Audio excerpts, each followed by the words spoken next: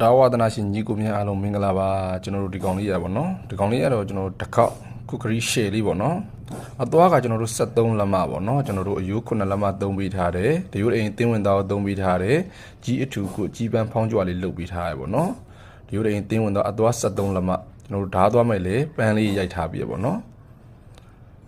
ကျွန်တော်ဒီကောင်လေးတော့ဂျပန်ကင်တူပေါ့နော်အသွား24လက်မအယိုး17လက်မဇောင်းကျူပေါ့နော်ကြီးအထူကိုကြီးလက်ကအထူပေါ့နော်ဟာဘာကီလေးနဲ့ပိုးကျိုးကျစ်ပေးထားတဲ့အယိုးအိမ်ကျွန်တော်တို့တရိုးတဲ့အိမ်ကတော့ကျွန်တော်တို့ဒီကောင်လေးကပရောက်သားလေးသုံးပေးထားရပေါ့နော်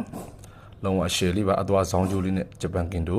ဒီကောင်တော့ကျွန်တော်ဗမာငှက်ကြီးတောင်အသွား24လက်မအယိုး17လက်မ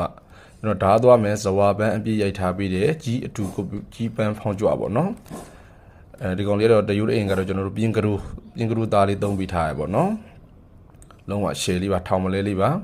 ကျွန်တော်အကြိုက်တွေ့လို့အော်ဒါမောလို့ရဲဆိုတော့ဖုန်းနံပါတ်3999664664ဒါမှမဟုတ်ရင် Viber နဲ့တစ်ဆင့်ဆက်သွယ်ပြီးတော့အော်ဒါမောင်းနိုင်ပါတယ်ကျွန်တော်တို့ရန်ကုန်မန္တလေးဆိုရင်အိမ်ရောက်ပို့ပေးပါတယ်အရှားနေမျိုးဆိုတော့ကျွန်တော်ကားရနေတစ်ဆင့်နေစုံ